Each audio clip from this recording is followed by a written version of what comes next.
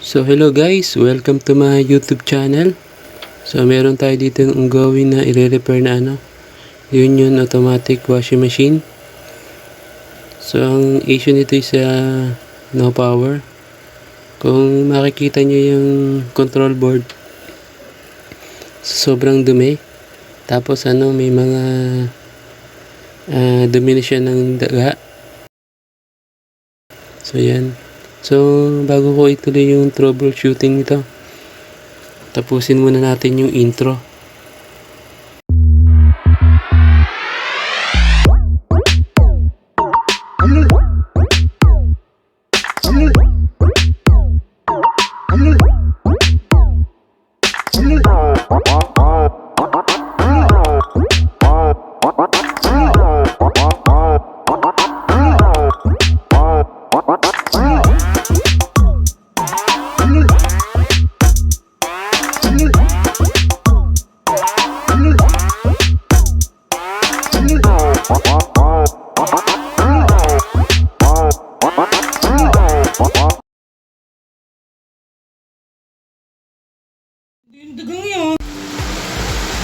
So hello guys, welcome back. So ito, chinek natin itong yung board. So binakbak natin yung ilalim. So ito guys, nare-repair naman. So wag muna kayong bumili ng board. So baklasin nyo muna yan, bakbakin nyo muna yung portion nitong power supply para makita nyo sa ilalim kung may mga sunog o pumutok. Based sa experience ko kasi, pagka mga ganyan walang power, hindi nagwawash, hindi nagdi-drain, so may problema si Traya. So yung ating usually na encounter. So dito nung binuksan natin, since ayaw mag power nga, so binuksan natin, so wala tayong nakitang sunog. So sinuplayan natin ng 220. So may pumasok naman dito sa transformer na 20 volt AC, then may lumabas na 15 volt AC to DC pagdaan dito sa may mga rectifier diode natin. So ibig sabihin good yung ating power supply. Muna tayo, mag voltage checking muna tayo. So naglagay tayo ng supply dito, ito 20 volt papunta dito sa transformer. So check natin kung may output tsaka input. So yan, isalpa ko lang, then ay sa 250 AC.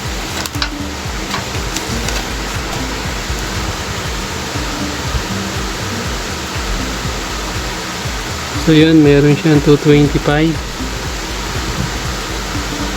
So, tingnan natin dito, nakalampas ng meron yung fuse sa board. Nakakita na naman ako nito na ang fuse niya ay nasa printed. Ayan, naka-layout. So ilampas lang natin dito. So yun, meron. Tingnan natin kung may out. Yun, merong out. So meron siyang 15 volts. 15. Sabihin, good yung ating power supply ng transformer. So hindi siya gumamit dito ng ng MOSFET. So step down transformer to from 20 to 15 volts. So check natin kung meron pumasok dito sa transistor na to.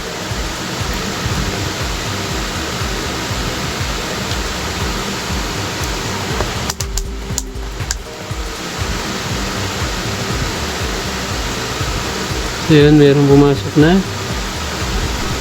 18 volts. So kasi dumaan na siya ng ng diode rectifier. So it's being good. May supply yung ating board papunta sa main program.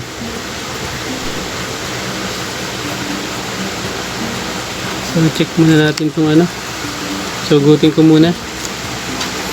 Then meron pumasok na voltage system, pero bakit hindi siya nag-power? check muna natin itong mga triac transistor kung good pa.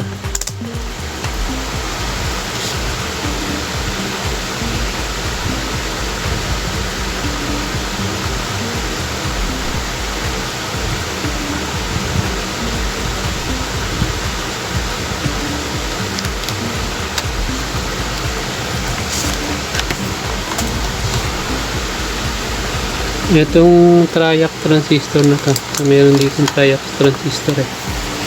Ayan. So, dalawa yan. Dalawa yung triac. Tatlo. Ano yun? Yung triac na yan, papunta yun sa sa motor.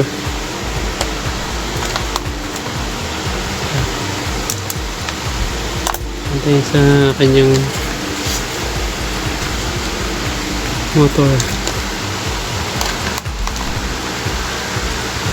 Check natin kung good pa yung triac niya.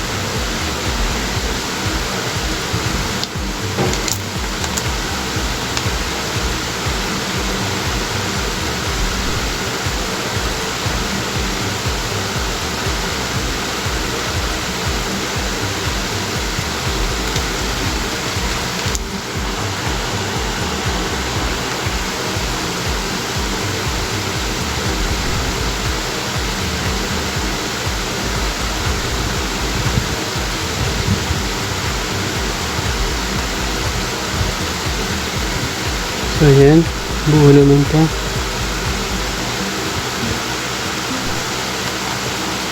Wala naman siya shorted.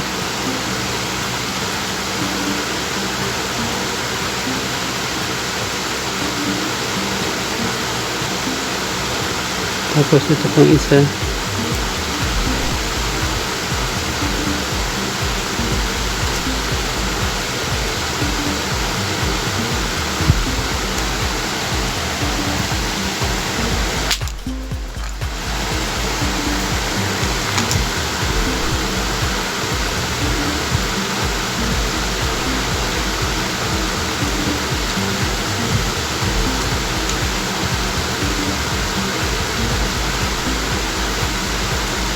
Ayan, buo din. Ito, isa na lang.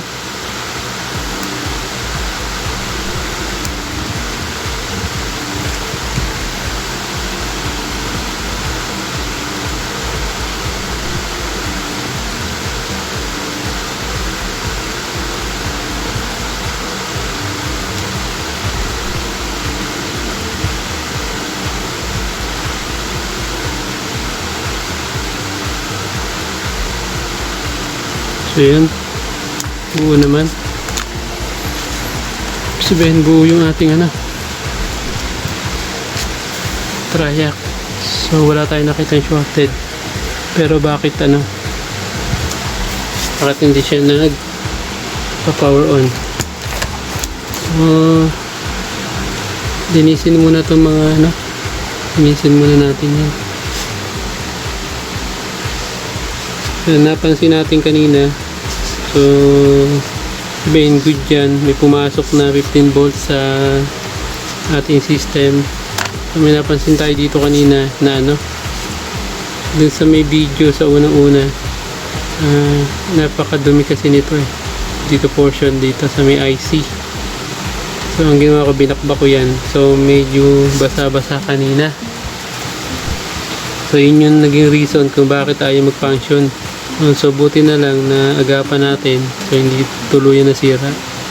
Yan, nalinis natin, natanggal natin yung silicone, tapos ginamitan natin ng hot air para matuyo yung yung pumasok na tubig dyan.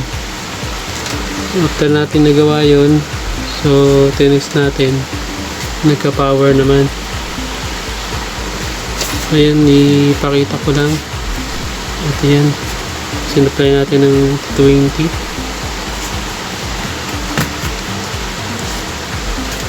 Isasalpak ko lang. Salpak na din. Power on. Ayan, may power na siya. Ayan.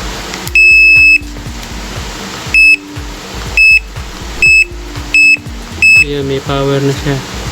So ang naging issue niya, busi power supply, pero hindi nagana yung ating button, hindi nag-i-start, hindi nag-on. So ang problema pala is nandito, karoon ng leak ng tubig papunta sa loob ng IC. So yun nga, sabi ko nga, buti hindi nasira, buti mabilisan lang yung ating pag-test kanina. So yun, buti naman di na dami yan. So yun, since may power na to,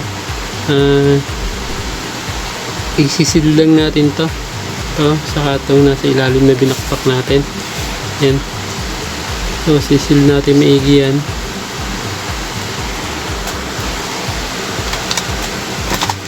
Yan yung ating ibabalik.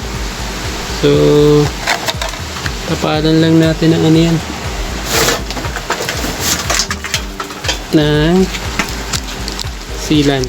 Yan, para hindi siya pasukin ng tubig once na natuyo. So yun guys, i-fix ko lang to, tapos lagyan ko ng sealant. Then para ma-final test na natin dun sa sa mismong unit niya. Yun guys, i-post ko lang para ma-fix ko na ng diretso.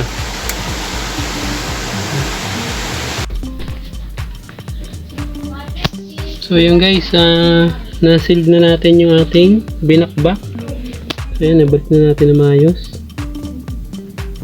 So sealant lang po ang gagamitin natin yan pagka kayo nagbakbak, para hindi siya pasukin ng tubig.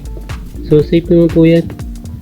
So ganyan yung lagi kong ginagawa sa mga nare-repair nating washing machine na ang problema ay control board. So yan guys, ilatry na natin sa unit.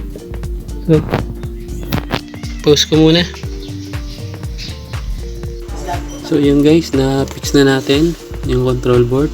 So nilagyan na natin ng sealant, yung ibabaw na yan, para hindi siya basta-basta pasukin ng tubig.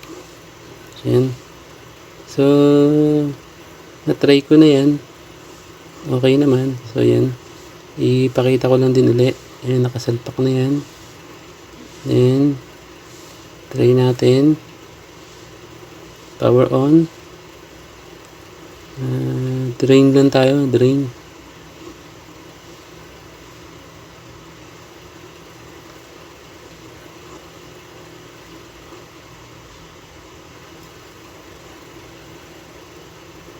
Yan.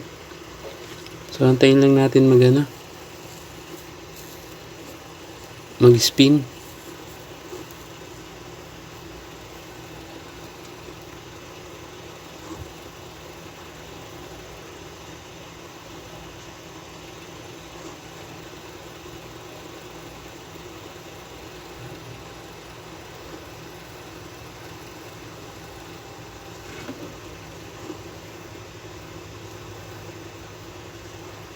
So yun guys, nag-spin na siya.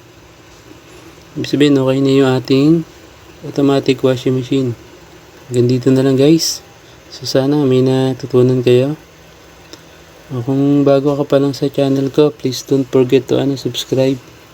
Then kung nagustuhan mo na yung video, so like mo lang. Then click mo na rin yung notification bell para updated ka sa mga bago nating video parating. So yun, hanggang dito na lang guys. Maraming salamat.